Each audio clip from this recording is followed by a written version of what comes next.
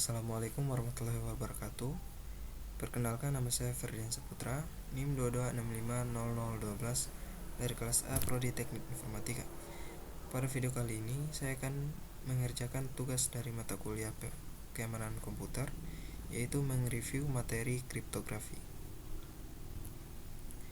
Pengantar kriptografi. Pesan adalah data atau informasi yang dapat dibaca dan dimengerti maknanya. Nama lain plain text atau teks jelas atau clear text. Bentuk atau rupa pesan berupa teks, gambar, audio, musik, video, dan lain-lain. Pesan ada yang dikirim dan ada yang disimpan. Pesan yang dikirim melalui via pos, kurir, saluran telekomunikasi, dan lain-lain. Sedangkan pesan yang disimpan di dalam media penyimpanan atau storage berupa disk, kaset, dan lain-lain. Terminologi. Pengirim atau sender, pihak yang mengirim pesan. Penerima atau receiver, pihak yang menerima pesan. Pengirim dan penerima bisa berupa orang, komputer, mesin, dan lain-lain. Pengirim ingin pesan yang dikirim secara aman, di mana pihak lain tidak dapat membaca atau memanipulasi pesan. Contoh pengirim Alice, penerima Bob. Ciphertext atau pesan yang telah disandikan sehingga tidak bermakna lagi, dengan tujuan agar pesan tidak dapat dibaca oleh pihak yang tidak berhak. Kemudian atau nama lainnya kriptogram. Ciphertext harus dapat dikembalikan menjadi plain text semula. Misalnya contohnya contoh plain textnya, culik anak itu jam 11 siang. Kemudian contoh ciphertextnya seperti ini, akan muncul kode-kode seperti ini. Notasi matematis. Misalkan C sama dengan ciphertext, P sama dengan plain text, fungsi encrypt E memetakan pi ke C. Fungsi deskripsi D memetakan C ke P. Fungsi enkripsi dan deskripsi harus memenuhi sifat. Kriptografi. Kata kriptografi berasal dari bahasa Yunani, hidden atau secret, dan writing yang artinya secret writing. Definisi lama, kriptografi adalah ilmu dan seni untuk menjaga kerahasiaan pesan dengan cara menyandikannya ke dalam bentuk yang tidak dapat dimengerti lagi maknanya. Definisi baru, kriptografi adalah ilmu dan seni untuk menjaga keamanan pesan atau message. Kemudian algoritma kriptografi, aturan untuk enciphering atau deciphering atau fungsi matematika yang digunakan untuk enkripsi dan dekripsi pesan. Encoding vs decoding.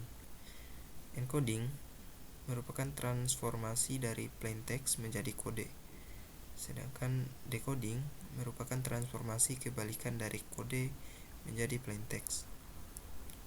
Kemudian buku kode merupakan dokumen yang digunakan untuk mengimplementasikan suatu kode. Dan buku kode terdiri dari tabel lookup untuk encoding dan decoding kode breaker.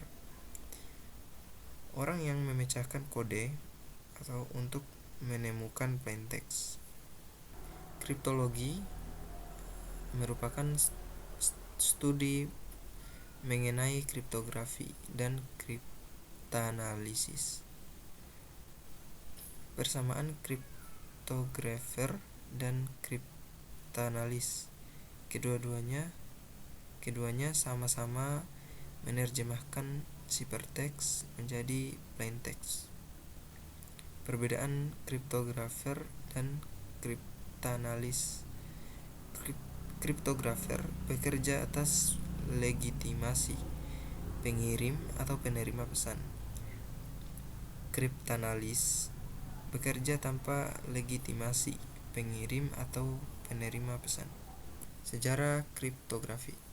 Kriptografi mempunyai sejarah yang panjang. Tercatat bangsa Mesir 4000 tahun yang lalu hieroglif yang tidak standar untuk penulisan pesan. Sejarah kriptografi. Perang Dunia Kedua, pemerintah Nazi Jerman membuat mesin enkripsi yang dinamakan Enigma Cipher berhasil dipecahkan oleh pihak sekutu. Keberhasilan memecahkan Enigma sering dikatakan sebagai faktor yang memperpendek Perang Dunia Kedua. Ini ada kriptografi kunci simetris, kemudian kriptografi kunci asimetris,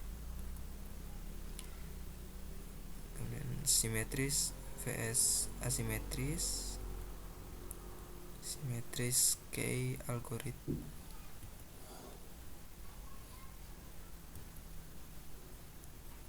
kemudian ada Caesar Cipher, kemudian ada tabel, dan cara kerja Wigner Cipher.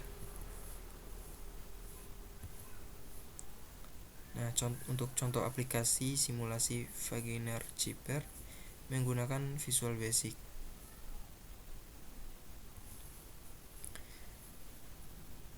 Data Encryption Standard atau DES dikembangkan di IBM pada tahun 1972 berdasarkan pada algoritma Lucifer yang dibuat oleh Horst Feistel. Disetujui oleh National Bureau of Standards atau NBS setelah penilaian kekuatannya oleh National Security Agency atau NSA Amerika Serikat. DES termasuk ke dalam kriptografi kunci simetri dan tergolong jenis cipher block. Dan DES beroperasi pada ukuran blok 64 bit. Panjang kunci eksternal yaitu 64 bit, tetapi hanya 56 bit yang dipakai. Pembangkitan kunci internal. Kunci internal dengan kunci setiap putaran. Kemudian ada 16 putaran, jadi ada 16 kunci internal, yaitu K1, K2 sampai K16. Dibangkitkan dari kunci eksternal, yaitu 64 bit yang diberikan oleh pengguna. Kemudian gambar di samping memperlihatkan proses pembangkitan kunci internal. Implementasi DES. Keamanan DES. Kemudian keamanan DES. Keamanan DES ditentukan oleh kunci. Panjang kunci eksternal DES hanya 64 bit, tapi yang dipakai hanya 56 bit. Pada rancangan awal, panjang kunci yang diusulkan IBM adalah 128 bit, tapi atas permintaan NSA, panjang kunci diperkecil menjadi 56 bit. Kemudian Triple Data Encryption Standard atau 3DES. 3DES merupakan salah satu algoritma simetris pada kriptografi yang digunakan untuk mengamankan data dengan cara menyandingkan data. Proses yang dilakukan dalam penyandian datanya yaitu proses enkripsi dan proses dekripsi. Algoritma 3DES adalah suatu algoritma pengembangan dari algoritma DES.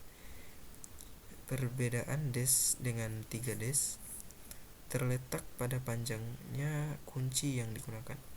Pada DES menggunakan satu kunci yang panjangnya 56 bit, sedangkan pada 3DS menggunakan 3 kunci yang panjangnya 168 bit. Karena tingkat kerahasiaan algoritma 3DS terletak pada panjangnya kunci yang digunakan, maka penggunaan algoritma 3DS dianggap lebih aman dibandingkan dengan algoritma DS.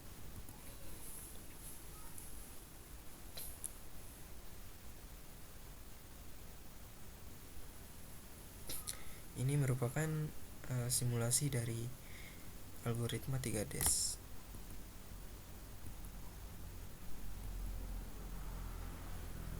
Ini juga asimetrik key algoritmanya. Pendahuluan. Sampai akhir tahun 1970 hanya ada sistem kriptografi kunci simetri. Satu masalah besar dalam sistem kriptografi, bagaimana mengirimkan kunci rahasia kepada penerima.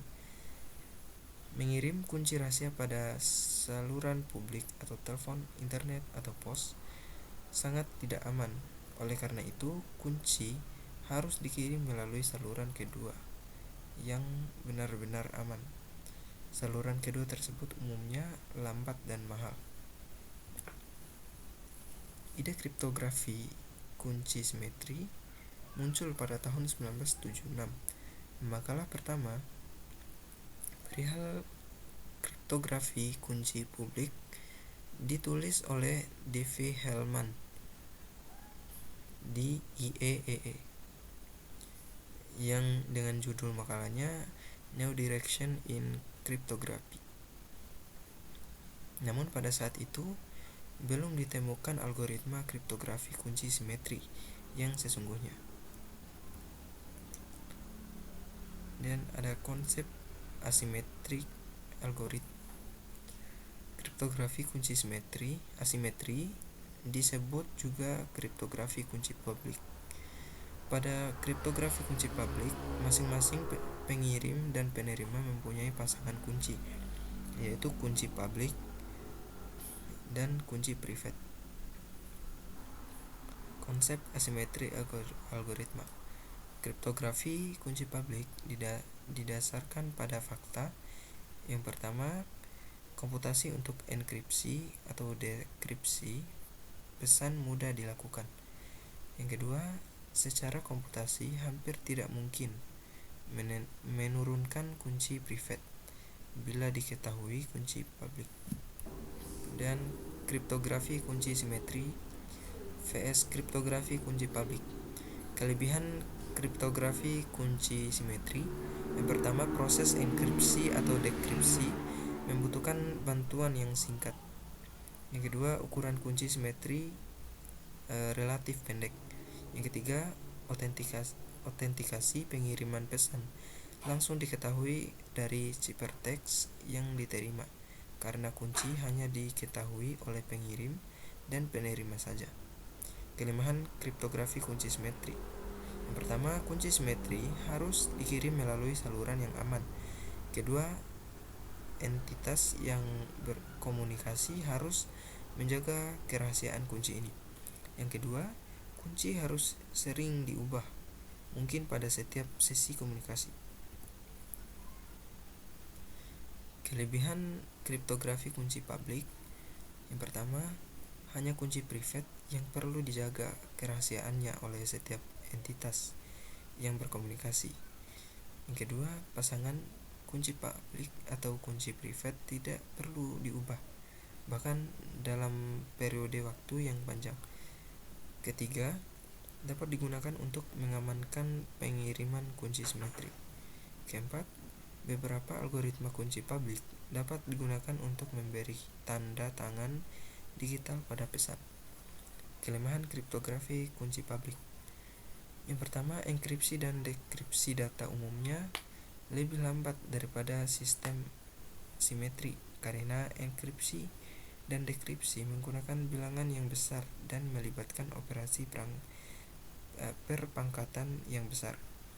Ukuran ciphertext lebih besar daripada plaintext, bisa 2-4 kali ukuran plaintext. Ukuran kunci relatif lebih besar daripada ukuran kunci simetrik. Keempat, karena kunci publik diketahui secara luas dan dapat digunakan setiap orang, maka ciphertext tidak memberikan informasi mengenai autentikasi pengirim. Kelima, tidak ada algoritma kunci publik yang terbukti aman. Keenam, kebanyakan algoritma mendasarkan keamanannya pada sulitnya memecahkan persoalan-persoalan aritmetik yang menjadi dasar pembangkitan kunci. Aplikasi kriptografi kunci publik. Meskipun masih berusia relatif muda, tetapi algoritma kunci publik mempunyai aplikasi yang sangat luas. Yang pertama, enkripsi atau dekripsi pesan menggunakan algoritma RSA, Rabin, dan Elgamal. Dan digital signature dengan tujuan membuktikan autentikasi pesan atau pengirim menggunakan algoritma RSA, Elgamal, DSA, dan Ghost. Ketiga, pertukaran kunci atau key exchange yang bertujuan mempertukarkan kunci simetri menggunakan algoritma Diffie-Hellman. Oke, mungkin itu saja review materi kali ini. Lebih dan kurangnya saya mohon maaf. Wabillahi taufiq wal hidayah. Wassalamualaikum warahmatullahi wabarakatuh.